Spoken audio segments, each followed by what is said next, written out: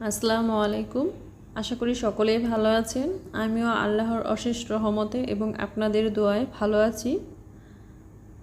যে যেখান থেকে দেশ ও দেশের বাহিরে যেখান থেকে আমার ভিডিওটি দেখতেছেন তাদের সকলকে জানাচ্ছি আমার আন্তরিক ভালোবাসা ও শুভেচ্ছা। যারা আমার অলরেডি বন্ধু হয়ে আছেন তাদেরকে অনেক অনেক অভিনন্দন। আপনাদের সাপোর্টে আমি এত দূর পর্যন্ত আসতে পেরেছি। তো আশা করি সামনের দিনগুলোতে আপনারা সাপোর্ট করবেন। তো এখানে আমি মেজারমেন্ট কাপের 1 কাপ ময়দা নিয়েছি, কেউ চাইলে আটাও নিয়ে নিতে পারেন। দিয়ে দিচ্ছি পরিমাণ মতো লবণ, 1 চা চামচ চিনি আর 1 চা চামচ সয়াবিন তেল। সবগুলো উপকরণ হাত দিয়ে মাখিয়ে মিশিয়ে নিচ্ছি ময়দার সাথে। দেখুন চাপ দিলে ড্রো হয়ে যাচ্ছে, আবার একটু প্রেসারে কিন্তু ভেঙে যাচ্ছে, তাহলে বুঝতে হবে যে একদম পারফেক্ট হয়েছে।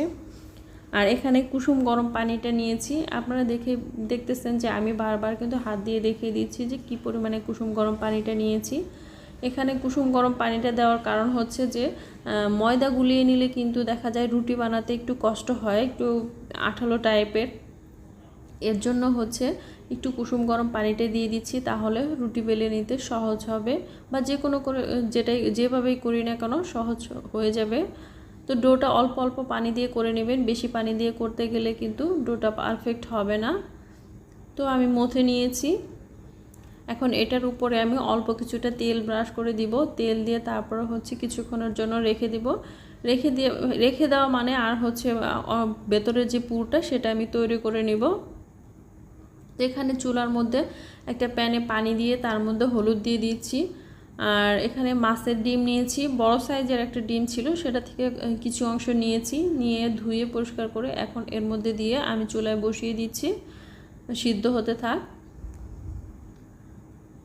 আর এই পাশে আমি একটা আলু চটকে নিয়েছি। আলুটা দেওয়ার কারণ যে বাইন্ডিংসের কাজ করবে, এখানে আমি কোনো ময়দা বা অন্য কোনো কিছু দিব না। এর জন্য মাছের ডিম কিন্তু একদম ঝুরে ঝুরে, তো সেটার মধ্যে যদি আলুটা দিয়ে দেন তাহলে একটু আঠালো টাইপের ভাব আসবে, ভালোভাবে লেগে থাকবে, খেতেও ভালো লাগবে। আর এই ডিমটা যেহেতু বড় সাইজের, এতে করে কিন্তু উপরটা হয়ে যাবে, ভেতরটা হতে কিন্তু অনেক সময় লাগবে। যদি মাঝখান দিয়ে এরকমভাবে কেটে দেওয়া যায় তাহলে খুব সুন্দর তাড়াতাড়ি হয়ে যাবে। আর ডিমগুলো হয়ে গিয়েছে, এখন আমি তুলে নিয়েছি। আর এটা ঠান্ডা হতে দেব যতক্ষণ পর্যন্ত না আমি হাত দিয়ে ধরতে পারি। তো ঠান্ডা হয়ে গিয়েছে, এখন আমি এগুলো হাত দিয়ে আস্তে আস্তে এরকম সুন্দর গুঁড়ি গুঁড়ি করে নেব, তাহলেই কিন্তু খেতে ভালো লাগবে। দানা দানা থাকলে দানা দানা হলে খেতে ভালো লাগবে, আলুর সাথে ভালোভাবে মিশে যাবে। আর যদি খণ্ড খণ্ড থেকে যায় তাহলে কিন্তু খেতে এতটা ভালো লাগবে না। আর দেখতেই পাচ্ছেন কি সুন্দর সিদ্ধ হয়েছে, যে একদম কিন্তু একটা আরেকটার সাথে লাগে না, সুন্দর ছেড়ে যাচ্ছে, গুঁড়ি গুঁড়ি হয়ে যাচ্ছে। তো এখন আমি একটা প্যানের মধ্যে মাছের ডিম আর যে আলুটা চটকে নিয়েছিলাম সেটা দিয়ে দিচ্ছি। তার মধ্যে এর মধ্যে দিয়ে দিচ্ছি 1 চা চামচ রসুন কুচি। কেউ চাইলে রসুন বাটাটাও দিতে পারেন, এতেও সমস্যা নেই। আর দিয়ে দিচ্ছি বড় সাইজের একটা পেঁয়াজ নিয়েছিলাম, সেটা দিয়ে দিচ্ছি। দিয়ে দিব কাঁচামরিচ পরিমাণ মতো, যে যেরকম পরিমাণে ঝাল খেতে পছন্দ করে সেই পরিমাণে দিবেন। আর কেউ চাইলে এখানে শুকনো মরিচের গুঁড়িটাও দিতে পারেন, তো আমি দিব না, যেহেতু আমার বাসা ঝাল কম খায়।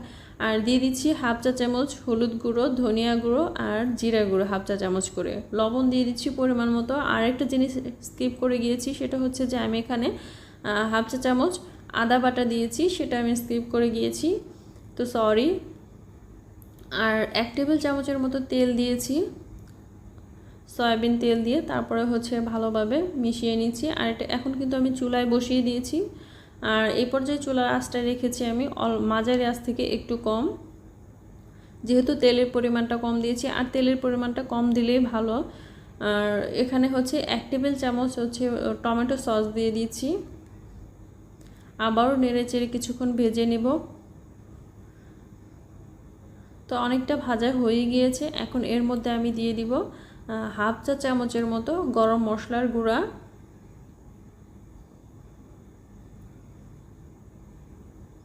আবারও কিছুক্ষণ নেড়ে চেড়ে ভেজে নিব। আর যে জিনিসটা আমি মাস্ট বলবো যে এটা দিবেনই, সেটা পেঁয়াজ বেরেস্তা। এটা অবশ্যই দিবেন, দিলে কিন্তু খেতে অনেক মজার হয়। পেঁয়াজ বেরেস্তাটা যখন দিবেন, এর মনে হয় যে এর টেস্ট বা গ্রান সবই পাল্টে যায়। তো ভালোভাবে নেড়ে চেড়ে আবারও কিছুক্ষণ ভেজে নেব। কেউ চাইলে কিন্তু এখানে ধনিয়া পাতা কুচিও দিতে পারেন, তো আমার হাতের কাছে ধনিয়া পাতা কুচি ছিল না বিদায় আমি দিইনি। তো আপনারা চাইলে দিয়ে নিতে পারেন, এতে সমস্যা নেই, খেতে আরও ভালো লাগবে।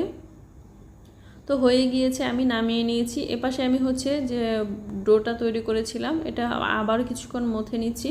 আর দেখেই বুঝতে পারছেন যে কতটা সফট হয়েছে, সুন্দর একটা হচ্ছে ডো তৈরি হয়ে গিয়েছে। তো আমি 2 খণ্ড করে নিয়েছি, 2 খণ্ড করে 2টা রুটি করে নিব এখন।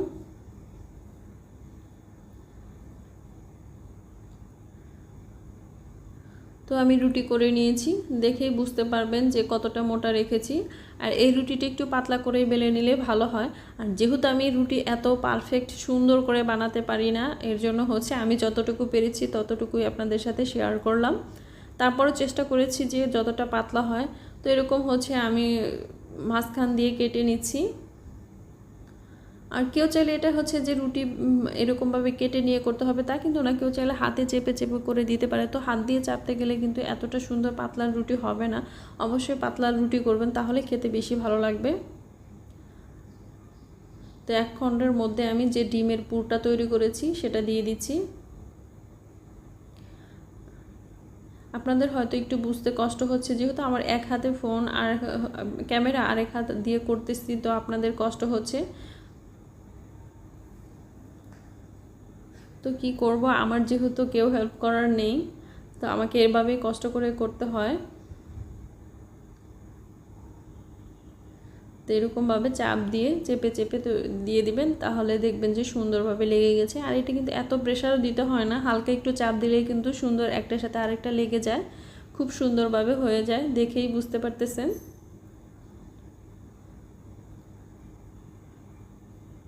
এগুলো দেখতে যতটা কিউট, খেতেও কিন্তু তেমনই হচ্ছে, ঠিক এতটাই মজাদার।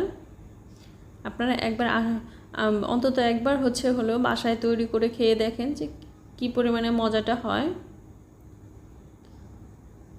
আমি আরও করে দেখিয়ে দিচ্ছি। আহামরি কিছু না, কিন্তু জাস্ট একটু এরকমভাবে করে তারপরে চাপ দিয়ে দিলে হয়ে যাবে।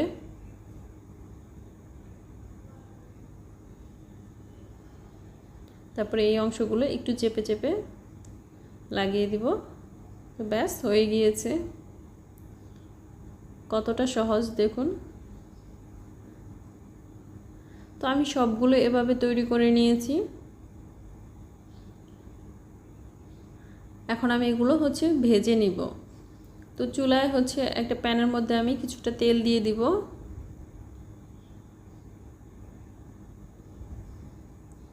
তেলটা কিন্তু একেবারে হচ্ছে ডুবো তেল দিতে হবে তা কিন্তু না। এখানে মেজারমেন্ট কাপের 1 কাপের মতো হচ্ছে আমি তেল দিয়েছি। তেলটা একটু গরম হলে তারপরে দিয়ে দিব। এই পর্যায়ে চুলার আঁচটা কিন্তু একদম লো আঁচে রেখেছি, কেননা হাই হিটে থাকলে কিন্তু তেলটা অনেক গরম হয়ে যাবে, দেওয়ার সাথে সাথে উপরের অংশটা পুড়ে যাবে, কিন্তু ভেতরটা ভালোভাবে হবে না, আর তখন সেটা খেতেও ভালো লাগবে না। তো আমি এখানে হচ্ছে অল্প কিছুটা দিয়েছি আর বাকিটা রেখেছি, আবার দিব। তো উল্টে দিচ্ছি, এক পাশ হয়ে গিয়েছে। আর দেখেই বুঝতে পারতেছেন যে কতটা ফুলে গিয়েছে, এক একটা কিন্তু ফুলে অনেক বড় বড় সাইজের হয়ে যাচ্ছে।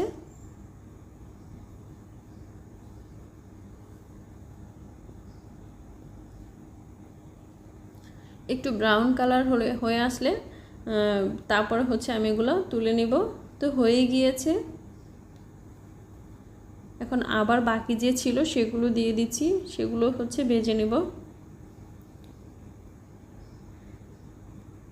একটু ধৈর্য সহকারে ভেজে নিলে কিন্তু খুব সুন্দরভাবে হচ্ছে ভাজা হয়ে যায়। কেউ চাইলে এটা ডুবো তেলেও ভেজে নিতে পারেন, তো আমার মনে হয় না এটা হচ্ছে ডুবো তেলে ভাজার দরকার আছে, এভাবে করে নিলেই এনাফ। তো হচ্ছে সবগুলো ভাজা হয়ে গিয়েছে, এখন আমি এগুলো তুলে নিচ্ছি। তো দেখুন কত সহজে কি মজার একটা হচ্ছে রেসিপি হয়ে গেল। আর এরকম রেসিপি যদি হচ্ছে বাচ্চাদের করে দেওয়া যায়, এরা কিন্তু খুব মজা করে খেয়ে নেবে। আর হচ্ছে দেখতেও যেমন কিউট কিউট, খেতেও এতটাই মজার। আশা করি আপনাদের ভালো লেগেছে। আর আপনাদের যদি ভালো লেগে থাকে তাহলে অবশ্যই আমার চ্যানেলটিকে সাবস্ক্রাইব করে আমার পাশে থাকবেন এবং আমার ভিডিওটিতে একটা লাইক দিয়ে যাবেন, শেয়ার করে দেন বেশি বেশি করে। আর ফেসবুক থেকে দেখলে ফলো করে রাখেন। Thank you.